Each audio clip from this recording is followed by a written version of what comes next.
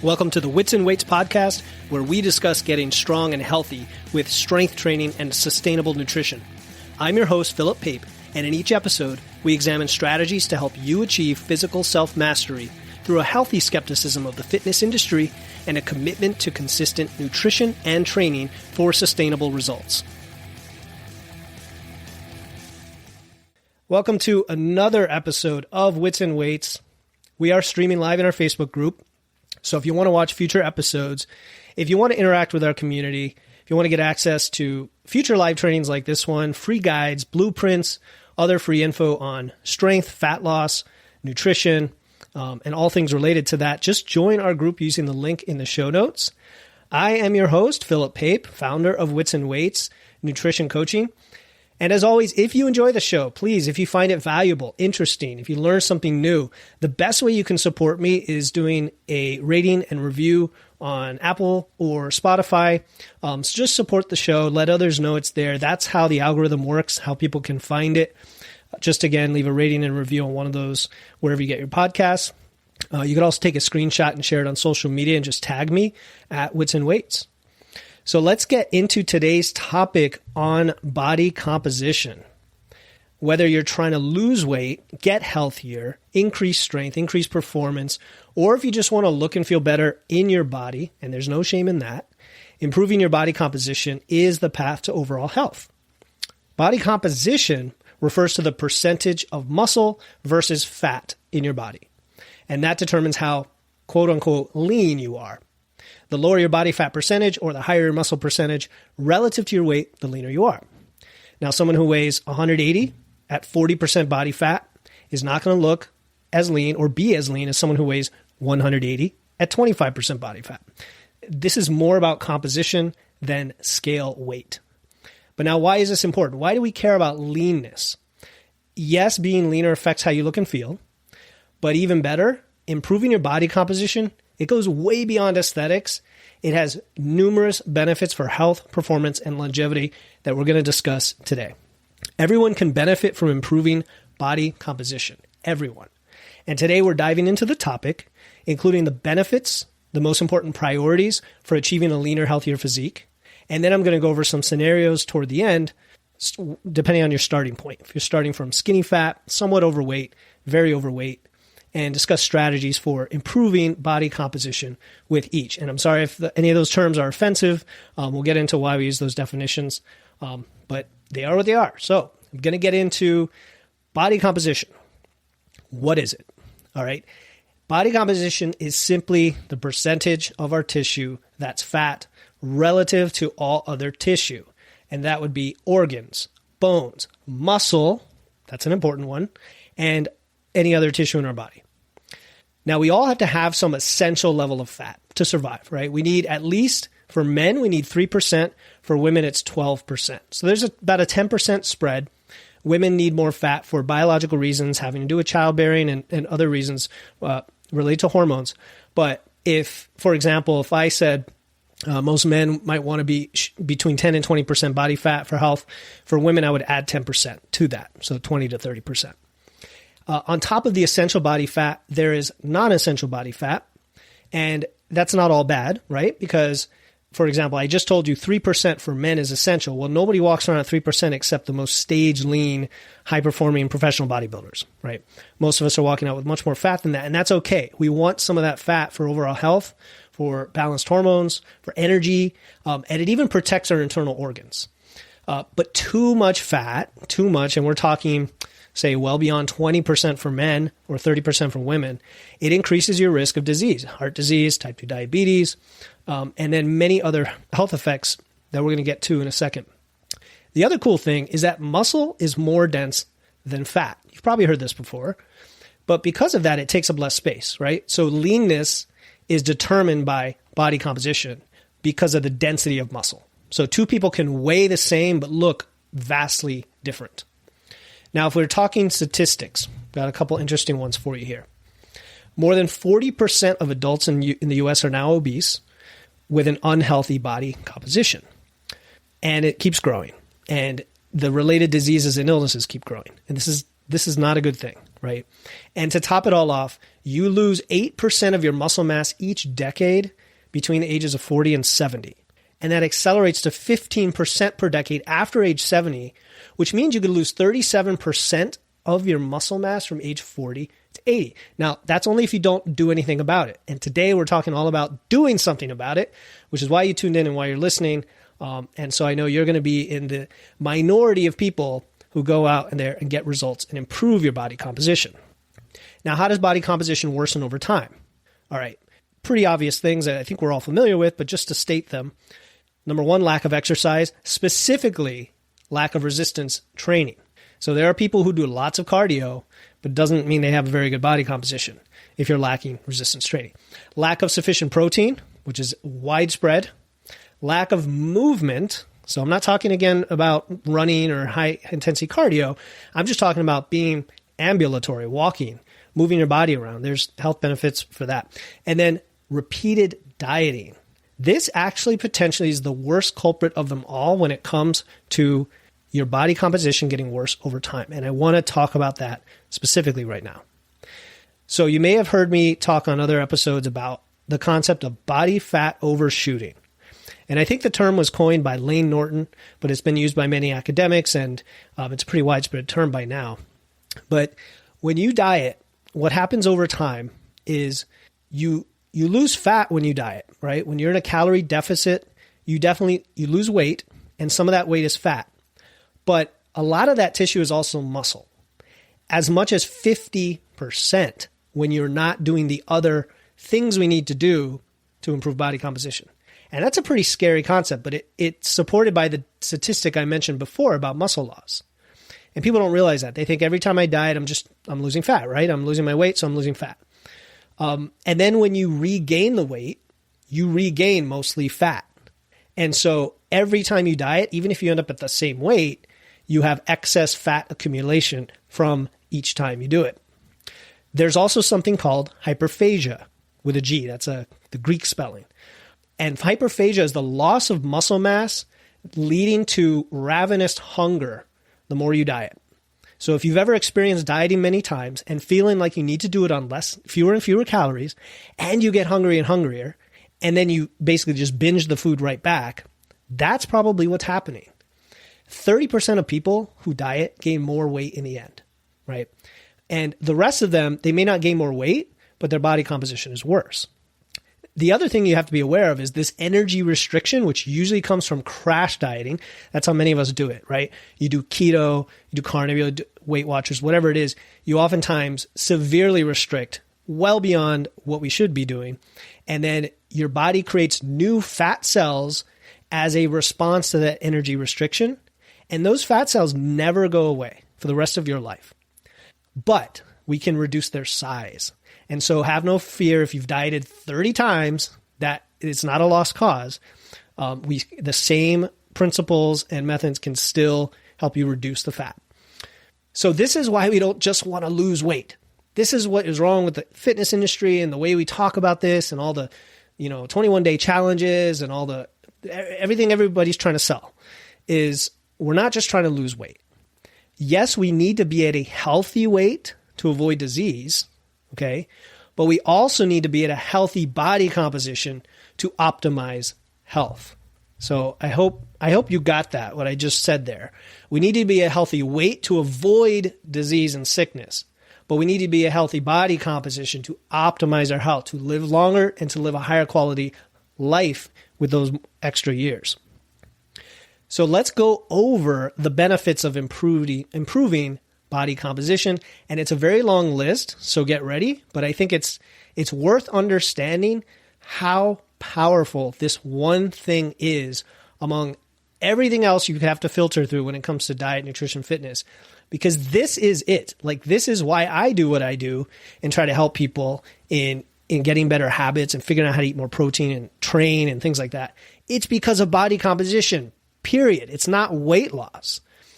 So what are the benefits of improving body composition? First, it increases your metabolic rate, and it does so all day long. Now think about that. When you have extra muscle on your frame, every ounce of muscle, every pound of muscle burns more tissue than a similar amount of fat. So you're increasing your metabolism, your total daily energy expenditure, always. So once you have that extra muscle, you might train 1 hour a day, if that. The other 23 hours, you're burning extra calories. Now, would you rather do that, or would you rather go run on a treadmill for an hour? That's a pretty easy answer in my opinion, but and I enjoy lifting too, so I'd rather go do that than run, and then I can burn the calories the rest of the day. So this is huge in my opinion. This is a huge aspect of body composition, because once you improve it, once you add muscle to your body, everything shifts up. Your ability to diet gets easier, and your ability to maintain your weight gets easier. All right, the second benefit is that adding muscle mass and focusing on muscle mass counteracts sarcopenia. Sarcopenia is basically the muscle wasting that occurs as we get older. It also counteracts what's called anabolic resistance. And this is a concept where our sensitivity to muscle protein synthesis, so our ability to basically construct muscle tissue from proteins, our sensitivity to that decreases as we age, which compounds the loss of muscle mass unless we are doing the other things, the right things, right? The training, the protein, et cetera, that we're going to talk about. So you not only lose muscle as you get older, you lose it at a faster rate. Okay, improving body composition. It strengthens your bones and ligaments. So think about this. People who think they're prone to osteopenia or even osteoarthritis in later years, especially if it's genetic, this is a way to prolong or prevent that, or not prolong, but push off the time at which it could occur or prevent it altogether. We've seen time and again people who had bone loss, they tried medications, it wasn't really working, and then they start strength training, and all of a sudden their bones get denser on a DEXA scan. It also strengthens your ligaments, which is great for overall health.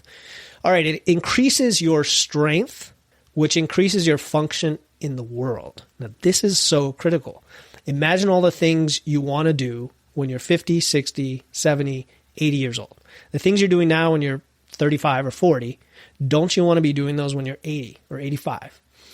And having the extra strength, having the improved body composition is going to give your body the capability to do that, to enjoy athletics, to enjoy pursuits like, physical pursuits later in life. Also prevent frailty and to prevent injury when you fall, things like that.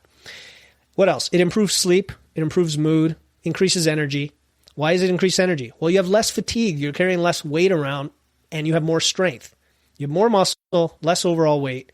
And even if you have a little extra weight, your body composition is better, so you're stronger. So you can walk upstairs more easily. You could enjoy your lifting, your cardio, your sports better because you have a better body composition. It reduces joint, hip, and back pain. Okay? So if this is you, if you've had issues in these areas, these often decrease or go away when you start strength training and adding muscle. You can walk more, for example.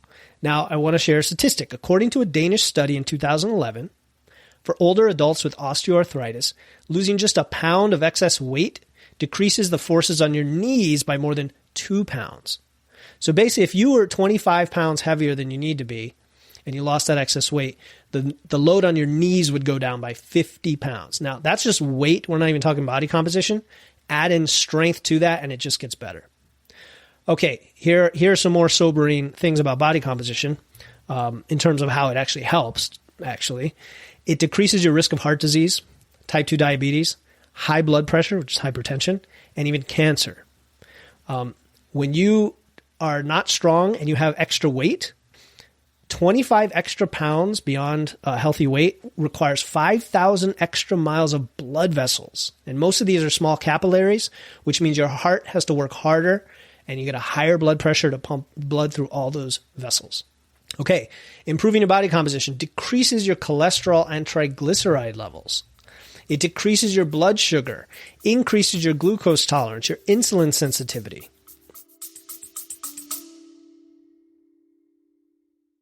Hey listeners, this is Philip Pape, and I'm excited to announce our upcoming, totally free 21-day challenge starting December 1st. It's called the Wits and Weights No Diet Holiday Body Recomp Challenge. This challenge is about learning how to achieve body recomposition. That's building muscle and losing fat at the same time without dieting or restriction throughout the holidays.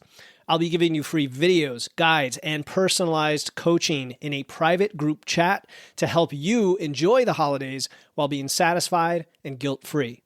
The kickoff call is Friday, November 17, and the link to enroll is in the show notes. No matter what episode you are listening to, don't worry. If you're hearing this after November 17, you can still register and get access to the replay and resources before the challenge starts on December 1st.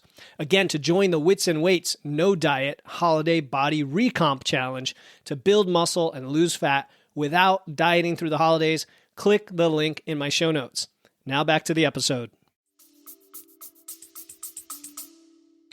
It also potentially increases fertility and lowers pregnancy-related complications and might reverse metabolic syndrome. That's also called prediabetes. So pay attention. If you have any of these numbers, you potentially have prediabetes, and you're probably already aware of it, but just to be clear, blood pressure above 135/80, blood sugar or fasting glucose above 100, triglycerides above 150, HDL below 40 for men or 50 for women. That's the quote-unquote good cholesterol, so if it's too low. And then if you have a high level of abdominal fat, which means a waist size of 40 inches for men or 35 inches for women. So improving your body composition can counteract all of these things. It can improve your breathing. It can decrease visceral fat. Visceral fat is the most dangerous kind that's around your organs. It's in your abdomen. Looks like a beer gut on men, as opposed to the subcutaneous fat under your skin. All right, the last two benefits are pretty cool. The first one has to do with performance. If you improve your body composition, so for those who like to compete, and we're talking any kinds of sport, pretty much, boxing, gymnastics, basketball, endurance sports, CrossFit, mud races, whatever. Muscle mass is correlated with strength and power. So if you're more lean and you have more muscle mass, you have a greater strength to weight ratio. So that increases your speed, your quickness, your agility. Now there's some genetic component to things like the vertical jump and to speed and things like that. But the one variable you could affect the most is strength in that equation. Yes, you can lose weight, but the strength has a much bigger impact. Reducing excess body fat also helps with endurance, both muscular and cardio endurance. So if anybody's ever done a CrossFit workout and you all of a sudden lost a bunch of weight, it tended to be easier, right? What else? Your joint range is improved when your body composition is leaner. So think about how that can affect you when it comes to functional movements and, what am I trying to say? Your form when it comes to lifting. Think about how that will help your form if your joint range is improved. Now, there's some exceptions to this when it comes to improving body composition and reducing weight. Exceptions would be American football, wrestling, powerlifting, where you actually might want to gain weight as well, gain some extra fat along with the muscle. You're still improving your body composition, though, because you're adding muscle either way. But most sports benefit from the higher strength to mass ratio we talked about. So that's the performance aspect. And then last but not least, and this honestly is why a lot of people get into this, it gives you a healthy physique. And this could do things like improve your self-confidence, give you, make you feel more comfortable in your skin. Let's not kid ourselves, okay? There's no shame in wanting a fit, shapely body, looking good in clothes, feeling comfortable in our own skin. There's nothing wrong with that at all. Now, what this presents itself as is just something, I guess we could say, is genetically or biologically aesthetic, which would be broader shoulders for men, a tapered torso, trim waist, maybe strong toned arms for women. We know what we're talking about here, but for you as an individual, it's really, do you feel and look better? Also, don't be afraid of getting too big. It's very hard to do. Ladies, men, whoever you are, without some enhancement and many, many years of lifting, you're not going to get too big, period. Body composition is going to improve your physique no matter what. All right, so one last thing before we talk about improving body composition, because I know we want to do that now after you heard that extremely long list of benefits, is how to measure it. Now, I was going to leave this out of the training because when I'm working with clients, for the most part, we go by how you look and feel, right? We go by progress photos, or even if we don't have photos, it's, hey, do you feel like your body composition is getting better? Are you stronger? Are you lighter on your feet? Do you just feel better overall, better mood? The biofeedback. But then I thought, some of us do like data. I'm a nerd myself with an engineering background. I love to see progress and objective data. So beyond how you look and feel in the photos, you can measure your body fat, okay? But I would keep it simple. And the way I suggest doing it is either with a tape measure or caliper, skin fold calipers. So with a tape measure, you can measure your neck and waist for men. And for women, you also measure your hips. And then you can plug that into the Navy calculator. Go online and just Google Navy calculator. And that'll give you a body fat percentage that's based on a ratio. Now, that's based on the average population, not you as an individual. So don't trust the number, but trust the trend over time. So if you take that measurement and then you do it every week or every couple of weeks as you are building muscle or losing fat, you should be able to see a change in your body fat percentage. So like if you're building muscle, you're intentionally gaining weight, you actually might see the body fat percentage start to go up. We expect that because we expect the muscle to slightly outstrip the fat as we're gaining weight, just because it comes on much easier. But then after you spend 6 to 9 months or more in a building phase, and then now you go on a diet, now you should see the body fat percentage come down. So rather than focus on the number, focus on the trend. I personally have used this as well as skin fold calipers, and there's a lot of ways to do that. I'm not going to get into details here. But when I measure them both in parallel, they're off from each other by as much as 5%, but the trend is very precisely in lockstep.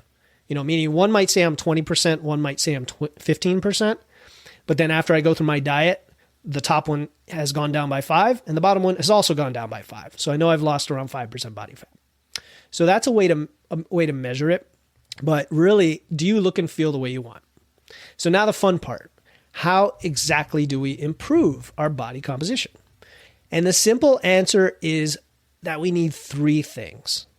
Number 1, and I'm going to say this is the most important because without it, the rest don't matter. Number 1 is resistance training to build muscle. If you don't build muscle, you can't improve your body composition. Like we said before, body fat overshooting means every time you lose fat, you lose muscle. Every time you gain weight, you only gain fat. So all you're doing is losing muscle as you get older. This is the missing ingredient, resistance training. We'll get into details. Number 2, periodized nutrition to control macro balance and intake. So I use my words very carefully. Periodized, meaning we don't just do everything at once like a crash diet. We do things in phases to give our body a break to recover. And we're using nutrition to control our macros, our macronutrients, namely protein, and the intake. So being able to turn the dial for weight loss or weight gain. And then the third thing is going to be movement. Movement so that we remain active and healthy and also increase our expenditure from NEAT, non-exercise activity thermogenesis. And I think I was arguing with myself as to whether to include that part in here because technically you can improve body composition and not really get many steps or do much activity, but it makes it way harder to the point where the adherence level, the consistency level is going to be so low, and that right there is going to kill the rest of the plan, right? So I think these 3 things go hand in hand, and we're going to dive into each one and how to do them effectively. And if you guys who are watching live, you ever have comments along the way, feel free to throw it up in the live. Okay, so the first thing is resistance training. And if you remember nothing else from the training, remember this phrase: stress, recovery, adaptation. Stress, recovery, adaptation. This is the way our bodies get stronger and add muscle. And the way it works is simply we have to offer some sort of stress that pushes our muscles close to muscular failure by training hard so that after we recovery meaning sleep and food, our bodies have to adapt by adding muscle tissue and, programming our brain, for lack of a better phrase, to be a little stronger, right? Neuromuscular adaptation along with muscle mass. So that next time we try to do what we just did, lift a very heavy bar off the ground, for example, with a deadlift, our bodies will be able to do at least that much weight and then probably a little more. And then when we go to the gym, we add a little more weight, we do it, we stress ourselves, we recover with food and fuel, or food and sleep. And then our body adapts again because it's like, oh, geez, you keep pushing me to my limit. I'm recruiting as many muscle fibers as I can. I need to build this muscle tissue. I need to add and change the size of the muscles. and you go over and over and over again. So what am I talking about? I'm talking about progressive overload. And the best way to apply resistance training to increase your strength and muscle mass, which then improves your body composition, is a planned out program of progressive overload, where you increase weight and or repetitions with the same movement over time. Now, for beginners, if you're just starting, or even if you're not a beginner, but you're trying to do this the right way for the first time, I would keep it very simple. I would use something like Starting Strength by Mark Ripito, or something like it, where the focus is on a few big compound lifts. And by compound, I mean multi-joint movements, namely the squat, the deadlift is a hip hinge, the bench press, which is your horizontal push, the overhead press, which is your vertical push, and then chin-ups or pull-ups, which is your vertical pull. Did I miss one there? I don't think I did. So I would focus on a program that includes those basic movements with a barbell. That is the preference. If you can get access to that at a gym, or invest in your own home gym, and it really isn't that expensive, but of course you have to have the space and know what you're getting into, I would go there. Failing barbells, access to barbells, you can go with dumbbells and cables. I wouldn't use the machines, quote unquote, at a big box gym, because they restrict you in your range of motion, and there's stability, and there's a whole bunch of reasons. Of course, it's better than nothing. So the point here is find a simple program where you can do 2 or 3 compound lifts 3 days a week. Okay. So Starting Strength, for example, will have you squatting every session, and then benching and overhead pressing alternate sessions, and then deadlifting and chin-ups alternate sessions. And everything is done with sets of 5. So a lot of the really good programs that focus on strength are in a low rep range, between 3 and 8. And I think 5 is like a sweet spot. And if you go back to, I think it was episode 2 or 3 of the podcast, I talk about a bunch of different strength programs you can look into. And when you use sets of 5, let's go with the squat, for example. Your very first session, you're going to lift something moderate. You're not really sure how much you can lift. Let's say it's 95 pounds on the bar. And you do 3 sets of 5. And you take sufficient rest between each set so you can get the 3 sets of 5. And that means you're not going to just rest 30 seconds. It might be 2 to 3 minutes. Later on, it might be 3 to 5 minutes. And when you get super strong, it might be more than that. Because we're not focused on endurance here or getting your heart rate up. We're focused on getting strong. So you're going to do 3 sets of 5 squats with a couple, 3 minutes in between each set. Okay. Then that night, you're going to sleep. You're going to get a good 8 hours. You're going to eat plenty of food. You're going to take a rest day. And then the next day, you're going to squat again. This is Wednesday. You're going to do it again. 3 sets of 5, but you're going to do it 5 pounds heavier, 100 pounds. Rinse and repeat. Do it Friday. Then you get the whole weekend off. Do it Monday, Wednesday, Friday, Monday, Wednesday, Friday. Squat, squat, squat, squat. Now, this is in addition to the couple other movements in the program, but we're talking about the squat. And you're going to go up 5 pounds, 5 pounds, 5 pounds. Now, the goal here isn't to go in and not be sure if you're going to be able to get that weight. The goal is to go in and get that weight because you're stronger. And if you have to go up 2.5 pounds to do that, do it. If you can go up 10 pounds, do it. And after a couple months, you've gone from 95 to 215 on the bar for 3 sets of 5. And eventually, after 3 to 6 months, you're going to be an intermediate, and you're going to move on to all sorts of other fun stuff like body part splits, 4-day splits, maybe power building, all these other fun things that we could talk about beyond the scope of today. But let's bring it all the way back. What am I talking about? I'm talking about something that a lot of people don't do. A lot of people go in and they fling around 10-pound dumbbells for sets of 20. And I have nothing against the 10 pounds, but I just wanted to put that image in your head. If you could do sets of 20, then 10 pounds is light in that context. And what we need to do is stress ourselves enough so the muscles know they need to adapt. And that's training hard. That's training close to muscular failure. With the big compound lifts, that might be around 2 to 3 reps shy of the most you can do. But I don't want you to think about that. I just want you to add weight to the bar each week with one of these programs. With an isolation movement like a barbell curl, you might go to failure. Okay, so I can go on and on about training. The key here is that you need to stress yourself with muscular tension, with heavy lifting, with an effective program of progressive overload. Do it over time, and within 2 to 3 months, you'll be much stronger than when you started. And that is the key to adding muscle mass.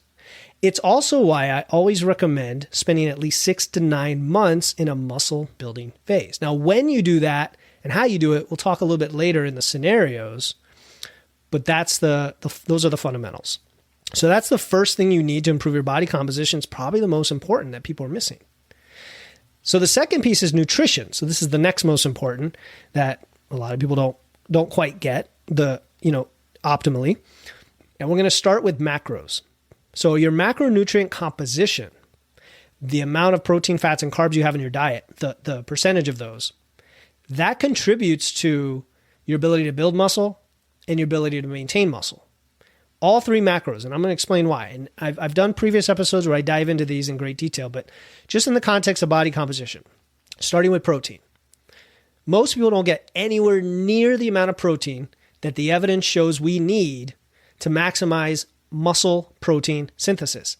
Why do we care about muscle protein synthesis? Because that is how, when we are giving our body that stress from resistance training, our body can take the fuel coming in, our protein, and shuttle it to the right metabolic processes to build as much muscle as possible. Okay. Similarly, when we're losing weight, we're trying to lose fat. That's how we hold on to as much of the muscle as possible. And it basically flips the body of fat overshooting effect on its head. It flips it around. So when you're resistance training and you're getting a lot of protein, now when you lose weight, it's mostly fat. And when you gain weight, it's a combination of fat and muscle. So you flipped it around to now where you are adding muscle, cutting fat. That's what we want. Now, a few other things about protein. First of all, it's more satiating. It fills you up. So it helps with dieting.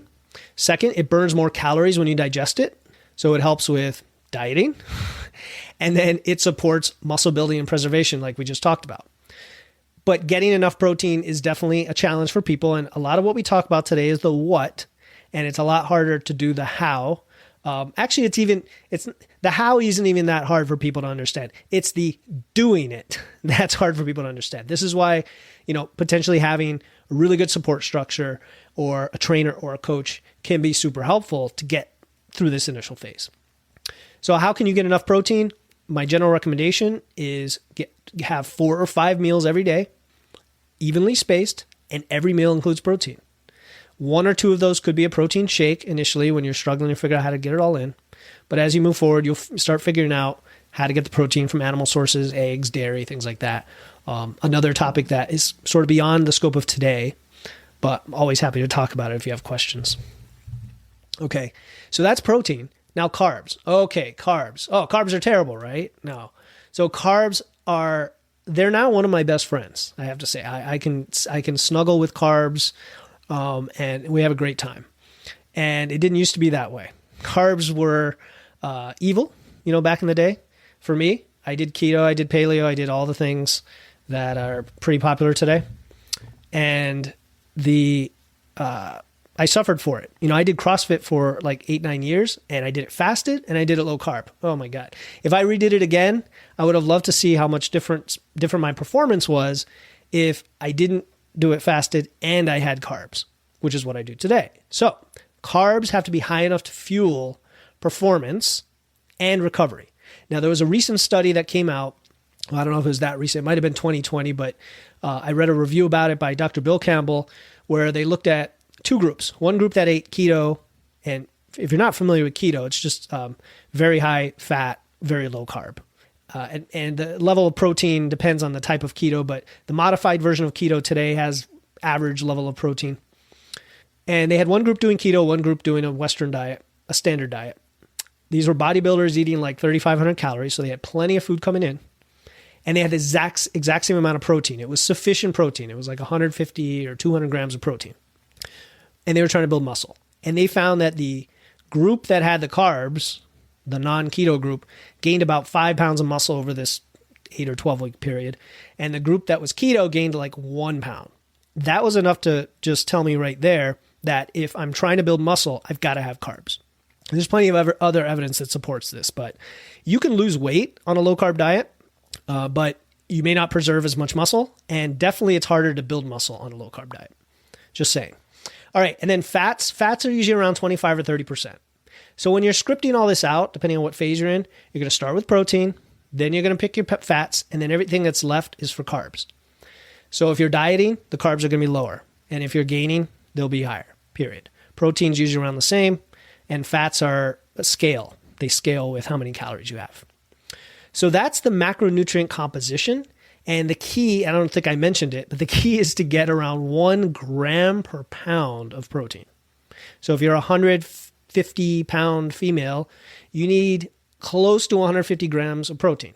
And that's just ballpark. If you get 130, if you get 170, that's good enough.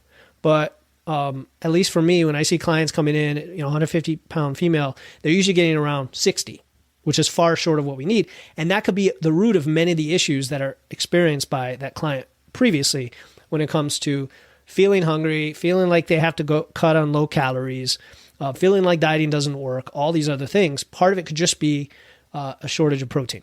Okay, so that's macro composition. Then the second part of nutrition is the intake. Hey, this is Philip Pate, letting you know that applications are now open for one-on-one coaching. If you're a busy working professional who has tried dieting and exercising for years with little in the way of results, and you want to lose fat, get lean, or feel confident in your body without excessive dieting, cardio, or restrictions, just go to witsandweights.com/coaching to apply. You can go back to the last couple episodes I did where I talked all about gaining and losing at different rates and whatnot. But basically, you want a reasonable deficit if you're dieting to lose fat, and you want a reasonable surplus if you're building muscle. And this is one thing a lot of people get wrong when they crash diet. They go way higher than this rate of loss. And then, of course, they don't try to build muscle. So that's NA, not applicable. So a reasonable deficit, to remind everyone, is 0.25 to 1% of your weight per week. And a reasonable surplus, if you're building, is 0.1 to 0.25% per week. And you can use tracking and food logging to do this more precisely, to control your weight gain or your weight loss. We use diet breaks. We use periodization. And then we use food selection to help us when we're dieting, right? So when it comes to body composition, the importance of intake is simply that once we've dialed in protein and resistance training, we can now use the calorie level to help us go in the direction we want to go, whether that's fat loss or muscle gain. So if we're doing fat loss, there's other things we have to build. There's other skills we have to develop. Learning to eat high volume foods, nutrient dense foods, more foods from whole sources, just to manage hunger and to increase our sensitivity to taste.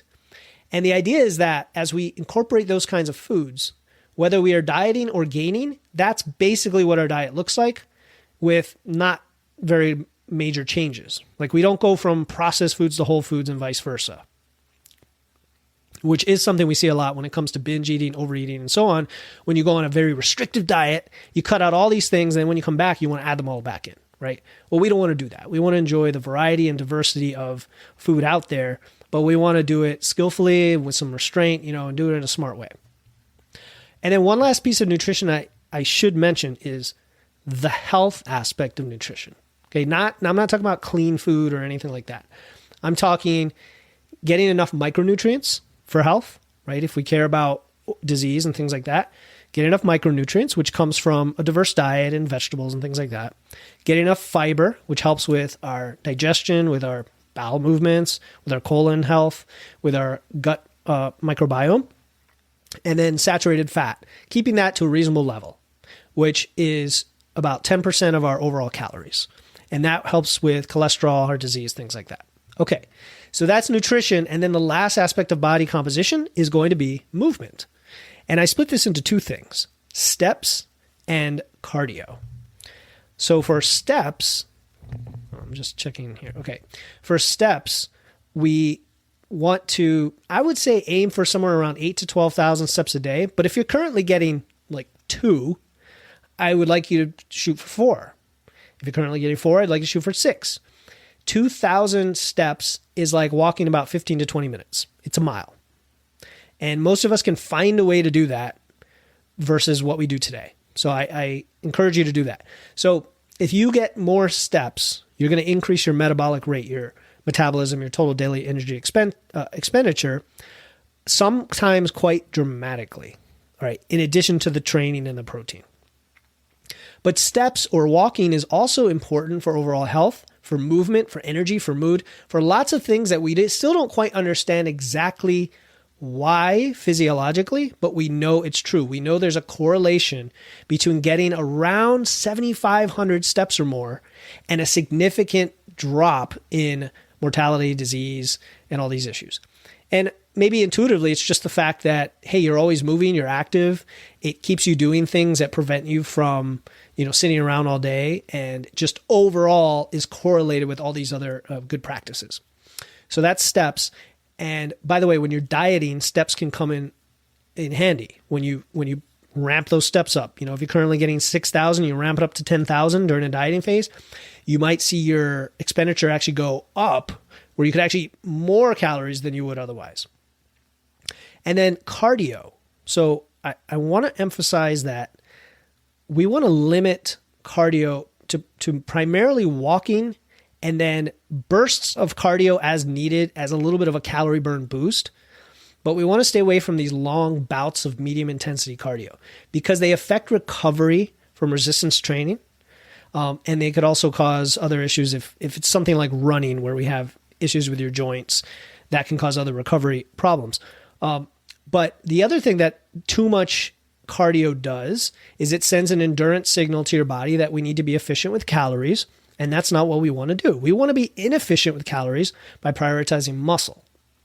So the rule of thumb is to limit that kind of cardio to 50% of your lifting time. So if you lift 3 days a week for an hour, that's 3 hours. You shouldn't do more than an hour and a half of cardio a week. And that doesn't include walking. So walk as much as you want. Seriously, you can walk for hours and hours and hours. But limit it to 50% of your time. And I prefer modes like high intensity interval training with a short all-out effort and a 2 to 3x rest interval. So on, off, about 1 to 2 ratio or 1 to 3 ratio. Or just something like walking on an incline treadmill or riding a bike. Okay, so now I've covered a lot here, and I just want to go ahead and apply these 3 scenarios to apply these to 3 real life scenarios: skinny fat, somewhat overweight, and very overweight. And in all 3 cases, if you were a client of mine, you came in, whatever situation you came in with, we want to set you up for success first. Okay, I'm not going to stress your body right away with muscle building or fat gain. We're going to find your true maintenance calories first. This might take a week. It might take 2 months. And while we're doing that, and by we, I mean, this is what you can do as well, is while you're finding your maintenance calories, which means you have to eat enough food, right? Don't keep trying to diet. Get up to the highest amount you can eat without losing weight. While doing that, you're going to start these other things we talked about. You're going to start resistance training. You're going to work on getting more steps, and you're going to increase your protein.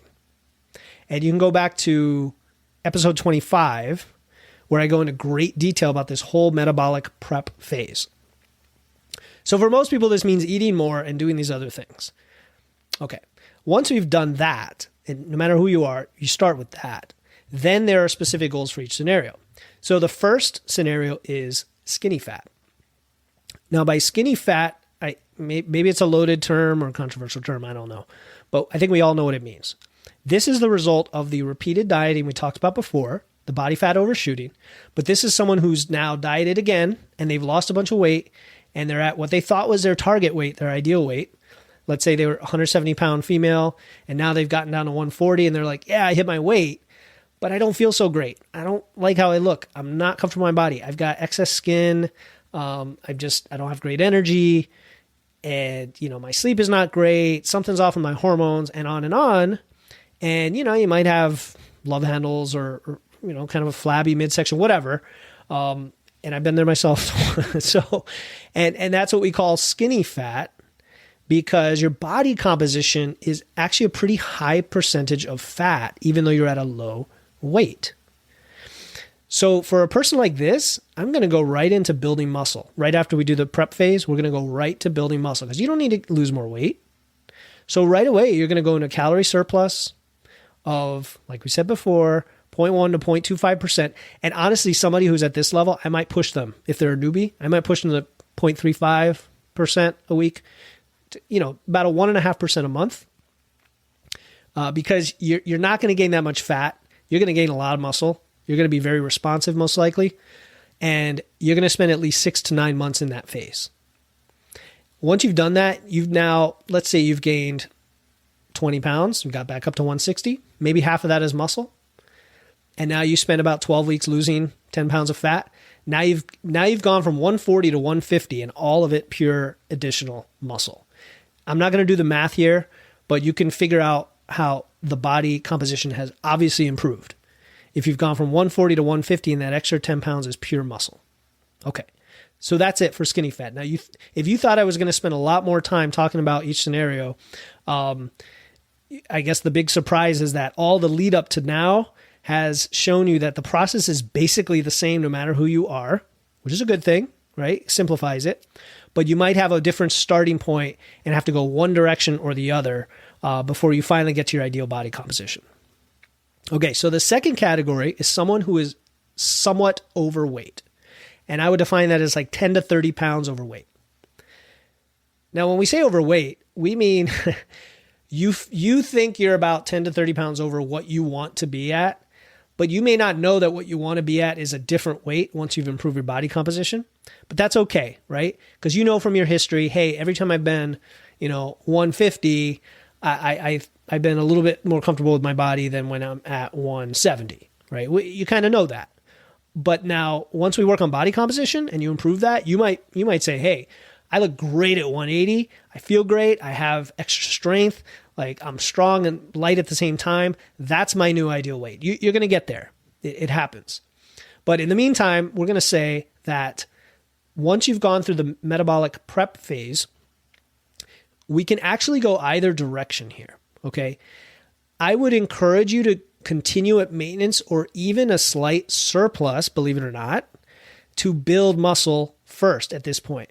Because you're not that much overweight and you're a beginner. So I would rather you take advantage of what they call the newbie gains and gain as much muscle as you can right now because it's easy to cut the fat off later. And it's going to make you feel better. You're going to eat more carbs. You're going to establish all these new habits in a much easier way. You're not going to have to worry about dieting. You're going to shift up your expenditure, all those things. And then after, again, about maybe 6 months of building, you can cut. But here's the asterisk. If you come to me, you're 20, 30 pounds overweight, and you're just like, there's no way you're going to have me gain weight. Like, there's no way. That's crazy. I came to you to lose weight. I'm not gaining weight. Okay, in that case, what we can do is either keep you at maintenance or go into a very slight deficit. And what I found with a lot of people, if they have that extra weight, they can still build muscle since they're new to the game while losing a little bit of weight on the way down. And while they're doing that, their expenditure goes up with their steps and their training, and their deficit actually increases without them trying to. It increases because their expenditure goes up even if the calories stay the same, right? So the gap gets bigger, you end up losing more weight. And then after, say, maybe 3 months, you're probably around your ideal weight, what you thought it was. That's where I would say, okay, let's stop this right now and let's really focus on building muscle. Which brings me to the final category, which is very overweight, okay? And this is more than 30 pounds, but typically we're probably looking at 50, 60, 70 pounds or more. Very overweight, a lot of weight to lose. And for men, this might be your 25, 30%, probably even higher body fat. For women, maybe it's like in the 40s or 50s potentially of percent body fat. So right here, right off the bat, we go through the metabolic prep and then go right into an aggressive deficit. Like this is the time where you do want to just lose fat for your health. That's more important than anything. Your cholesterol, your blood pressure, your joints, all the things we talked about. Let's lose fat, but we're doing it while training, getting protein, and getting steps. And magic happens here, okay? Because this is where body recomposition usually occurs. Body recomposition is simultaneously building muscle while losing fat. And when you're very overweight, it's actually pretty easy to do because you have such a reserve of calories on your body that you are feeding yourself from your body. I mean, that sounds kind of gross, but you know what I mean? You're feeding yourself from your fat reserves for quite a while. And I've seen this happen. And often what happens is your expenditure goes up, your weight goes down, you're in a big deficit, and yet it doesn't take a huge cut in calories to do it because of all the other things we're doing. Then at some point you can decide, okay, if you've done it for 4 or 5 months, we need a diet break before we continue. Or, hey, I'm a little overweight now, but I feel so much better. I have so much more muscle now. Let's stop with the diet and let's go the other direction very conservatively for a while before we cut all the way to my, final level of leanness.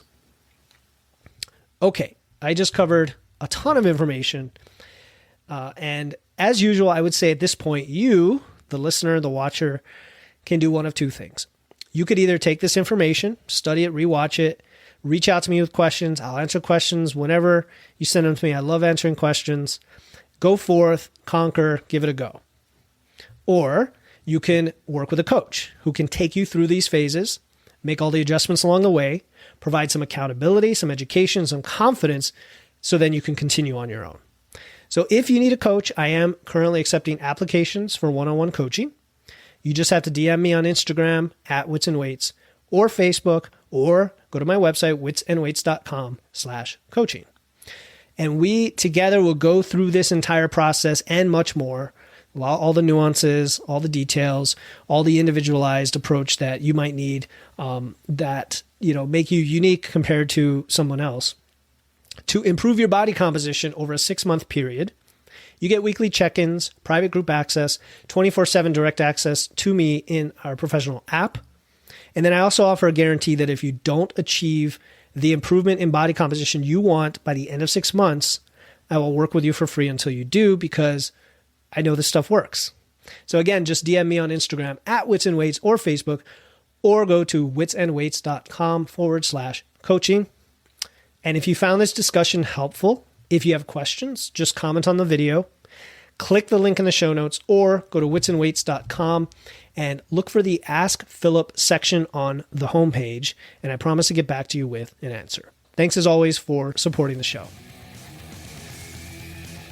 Thanks for listening to the show. Before you go, I have a quick favor to ask. If you enjoy the podcast, let me know by leaving a 5-star review in Apple Podcasts and telling others about the show. Thanks again for joining me, Philip Pape, in this episode of Wits and Weights. I'll see you next time, and stay strong.